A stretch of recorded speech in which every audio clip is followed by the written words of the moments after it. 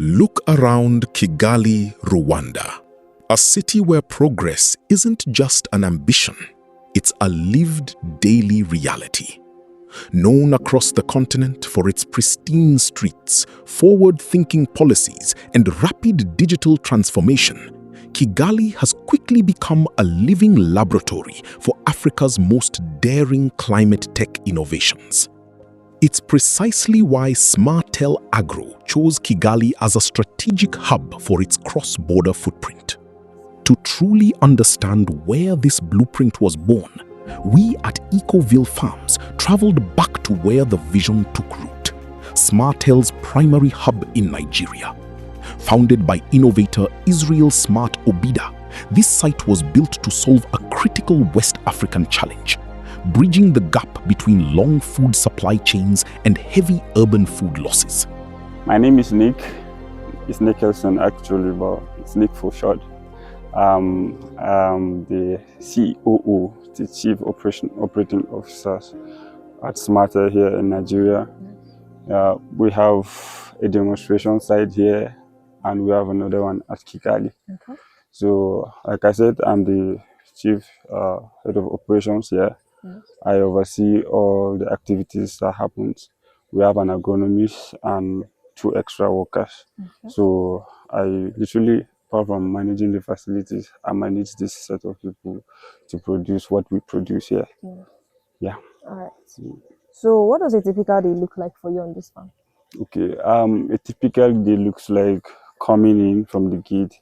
I have this very bad character of, first of all, finding out what is wrong, what is going on with the plants before even greeting my staff, that's Ferdinand and the remaining people. Mm-hmm. So typically, I first of all come in, okay. I look at the plants, check what's going on, especially, this is the first place I actually visit when I come in. Okay. I check how healthy they look. Yeah. I check the possible disease and pest infestations. So that we call that one scouting. So after scouting, okay. I scout here, I scout the Dutch bucket and the other houses. That's what I do basically. I manage both the plant and the workers here. Okay. That's nice. All right. Can you briefly explain what hydroponic farming is? Okay, hydroponics is from the Greek word hydro, and when you hear hydro, the first thing that should come to your mind is water. So hydro means water and ponics means work. So when you join the two of them, it's works of water, if you're going to break it down in a layman's term. So we basically operate here on water, literally. All our crops are being produced. We don't use the soil. It's soilless and it's strictly run on water. Like the E-frames now, you can see. The reason why we call it an E-frame is because the system, the skeleton, the frame looks like an E, and the main concept of the idea is to actually grow crops vertically to conserve space. Yeah. So with this system or technology, you can be able to farm wherever. No limitation. Yeah. Yeah, you can farm in the most driest part of the country, arid areas. Yeah. You can farm in cities, on tall buildings, because once you have this system, you can easily place it at your balcony, small space at the back of your house, and you can cultivate whatever leafy vegetables that you'll be needing in your kitchen. Okay. So this is our nutrient tank. Nutrient tank. Yes. Okay. So the people be wondering, how is it possible? They're just growing plants with just water. Yes, because many people, the first time I heard about it, I was amazed. Yeah. You're also wondering. Yes. Okay, you get to know about all that now. Yes. So like basically, plants survive on, I think, 17 nutrients. Okay. Yeah, they're the ones that are found. There are some that are found in the sky, and they're the ones that you can find inside the soil. Okay. The nutrient that is mostly required for plants to grow is the NPK, And the NPK is made of nitrogen, phosphorus, calcium, magnesium, sulfate. Okay. So these are macronutrients. Macro. Yeah, these are the nutrients that are required in large volume for the plants to grow. So calcium nitrate for stronger stem, and all the elements has their functions. Yeah. So once one is missing, it's going to show on the On the plant. plants, okay. Yeah. So literally, we provide all the necessary nutrients that the plant needs. And mix it They are inside. Can we diluted open into. it? Yeah, sure, we can open it. Okay. Okay. Wow. And the system is designed in such a way that the water is in circulation. It's in circulation. Yeah, unlike conventional farm, this system use 90% less water. Okay. So every water that is being supplied to it is directly absorbed without any waste. Wow. There are two submersible pumps inside this nutrient tank. Okay. Those Yeah, two. yeah, those two. Yes. So this one is responsible for pumping the water up to this place. Okay. You get Yes. this one pumps the water up to this place. Right. Yeah. Okay. So when it comes to this place, it's divided. This one supplies to this one. This one supplies to this one. Oh wow. So the top PVC Yeah. will be the one to collect the first set of water, Yeah. and it is designed in such a way that it is slanty. Okay. Once the water is at least has reached this level, Yes. it goes down to this place Okay. because it's slanty. Yeah. So it goes down, and then there's another pipes like this that collects it from there. Then it gives this one. So this one collects, come here, and this one, and this one collects. Oh, Yeah. yeah. So continuously down, and then it returns back to the. Wow. Yeah, so, Are you serious? yeah, so there's no wastage of There's water. no wastage Yeah. whatsoever. Yeah. So like this system now, it is best for leafy vegetables. Leafy vegetables. And the name and about the system is called NFT, NFT. the nutrient film technique. Okay. And the idea is for the water to be lying on this level of the pipe, Okay. so that when you put the crop Yeah. inside this crop net, Yes. the roots will just suspend inside the water, Okay. and the water is containing nutrients. Nutrients, Yeah, so the roots just simply absorb it directly into its system, and in that regard, they don't have stress of having to go and look for the nutrient inside the soil. So there's faster growth here, compared to the conventional farms. And then most leafy vegetables are made of 93% water, so they need more of water. You get like the cabbage, the lettuce, it's all water. So I feel the best system you can grow your leafy vegetables, especially these cabbages, is the NFT, the hydroponic system. Yeah. Wow, that's good to know. This is very interesting. Like this. Yeah. So our intention for this system is actually to sell it out. You get. Okay. Like I told you earlier, a small system, a small unit like this, Yeah. you can purchase it and put it at the back of your house and put it at your garden, just to be raising your food by yourself. That is the idea. So we had actually wanted doing commercial, but it's leafy vegetables. It's quite. I'm touching the financial aspect and the viability of the crops that you can grow on it. So it's leafy vegetables, and we're in Jos. Jos. We have local farmers that produce this thing locally. So, and when you compare the cost of production with the local farmers, it's different.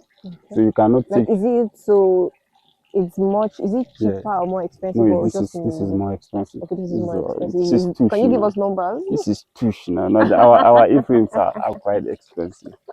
Yeah, and then the fertilizers we use as well. Running the system basically will require a lot, because you're going to need 24 hours electricity to power the submersible pump. Okay. Yeah, so it's solar system, I'm guessing. Yeah. So we have both solar system and electricity. So we have what, two sources of Mhm. power. Okay. Yeah, like I was saying. So after mass production, Yes. having to go and start competing with those local farmers, considering the cost of inputs you have spent, Yes. and then people will not even mind if your produce is quality, because how do I dare you, our crops are quality, they are premium, Yeah. they're nothing compared to So what is in to the the market? normal. So you can't just go and start explaining to people, "Ah, this one is grown in A-frame, oh, Mm. should buy it with more money." No, no, no, no. So that's what we faced, and we intend to just do this as a demonstration Okay. and to show people the Yeah. possibility of actually having to use these systems in cities and anywhere in the Anywhere. desert, Yeah. anywhere you can use it. Yeah. What's the cost of the A-frame? Okay. And if this unit Yeah. goes for 450. 450. Yeah. This is the whole package. Okay, this The is the all together. A-frames, the pipes, Yes.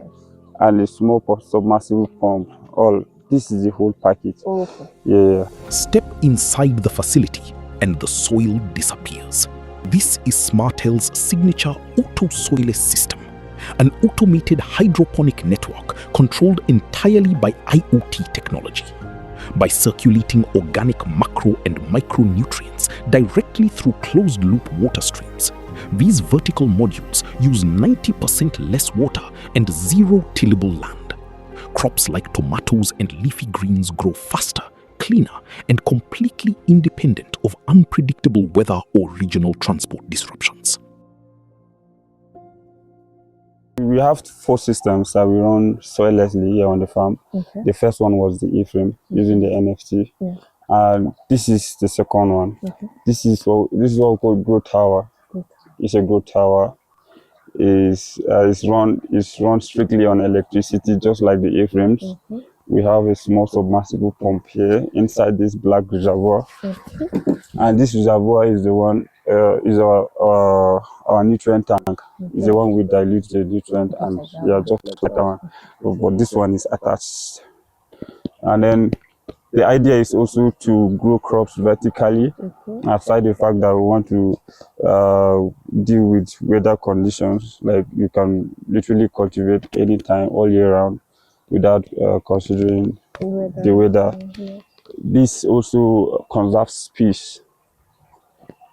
This carries 90 stands of 90 purple Wow. cabbage That's a on lot. top. Yeah, that's a lot. So if you're going to put 90 purple cabbage outdoor on the floor, it might consume more space than this. So this is the um, hydroponic grow tower. You can also call it an aeroponic tower. Yeah, because the mechanism how it works is also it has a submersible pump inside that pumps water Mm. from this reservoir. Then there is a pipe that collects the water and brings it up to the top here. Okay. Okay, and then there is this round pipe that collects the water that comes from here, and the pipe has some hose. The hose is the one that emits the water.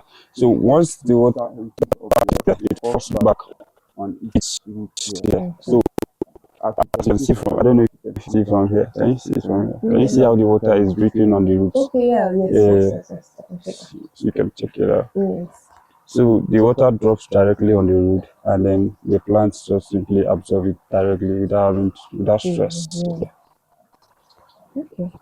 Can we take out the plastic? Yeah, it will stress it quite alright, but yeah, you know, see it. Okay. That's how it goes. This is called the Dutch bucket system. Yeah. So in this regards, we don't just use water, but we use substrate. We substituted soil for something else. They are all organic. Yeah. We use uh, cocoa peat. Cocoa peat is gotten from the back of coconut husk. Okay. Yeah. The thread-like material behind coconut is the one that we get and we mill it into powder. Okay. And then we have rice bran, rice sauce, Oh. and then we have other things like our eggshells, Okay. potash, and other organic substrate. We don't want to say it all here. But yeah, these are our bees. This is our bees. Okay. Instead of the soil, Yes. we use this one. Yeah, and this one is meant for heavy crops. Okay. Heavy crops like bell peppers, Bell pepper. habanero. Yeah, life cycles of the pepper is 6 months. After 6 months, you take them off and put another one. So we are presently raising the nursery for this one. We should be transplanting next week. This is another system, just like the dot bucket system. We use substrate as our base, but unlike the dot bucket, this is what we call the growth bag system. Growth bag system. This is the growth bag system. We use this nylon. Yeah. The same thing. Yes. The same thing that is there is the same thing here. Yeah. Like you explained for bell peppers. For bell peppers. So this system is suitable for this kind of crops. Okay. You can't put this one on the A-frame or the, because it will fall off. It is not going to stand on it. And plants don't actually speak. So you're the one that's actually supposed to look at them and tell what is actually going on with them. And just like you said, if the pH is not stable, if it is alkaline or too basic, it will show on the plant. If the humidity is too high, it will show. And so these are the things that we basically take note of when you enter the greenhouse. You're going to scout. As an agronomist, you definitely know when you see a plant having any form of deficiency, because it reflects on their leaves. Apart from the fact that it reflects on the leaves, different deficiencies and disease symptoms are sometimes similar. So at some point, you might mistake one deficiency or one disease with another. So that is where you have to be very careful when you come to observe the plant and you want to find out what is wrong with it. Maybe you should have a discerning spirit. Yes. Okay, what are the most common challenges you face in managing the farm? Okay, common challenges. Okay, there are, just like you said, common challenges. There are common pests and diseases that is common to literally all greenhouses. Yes, pests and diseases. Pests like aphids and thrips, white flies, viruses. Those are the challenges. And because we know that they are common with greenhouses, we are always prepared. So you should have your pesticides arsenal very, very stocked and ready. So your ability to dictate when there is an infestation and then your ability to attack early is what determines the success of your production. So if you're reluctant with your scouting, you're reluctant with paying attention to the plant, one infestation can just bring down the farm within the space of few days, three to 2 days. Wow. That's how deadly it is, because they can actually spread rapidly. Exactly. Wow. Okay. Because our system is designed in such a way that you can use it. It can operate anywhere without limitations to the weather, without limitations to geographical location. Just like the A-frames and the growth tower, you can put it in the smallest space of your house. You can put it inside your kitchen, like the growth tower. You can literally put it in your kitchen, and you grow the variety of crops you would want on that. So it's actually viable. You must have. Yes. You should have some. You should have some money. Finance. Yeah. So that's basically. Yeah. You can start from anywhere. You can start as small as anything, and like I said, as small as the A-frame and the growth tower. Yeah. So yeah. All right then. So how does hydroponics compare to traditional farming in terms of water usage? Okay, if you look at our inside the farm, you can see that it's dry. Yes. Even at the base of our seed, of our crops, look at it. It's looking dry. Yes. You might think that this crop is not having enough water. Why is it looking dry? Well, yeah, we have drip emitters that emit the exact amount and quantity of water that the plant needs. So there's no wastage of water.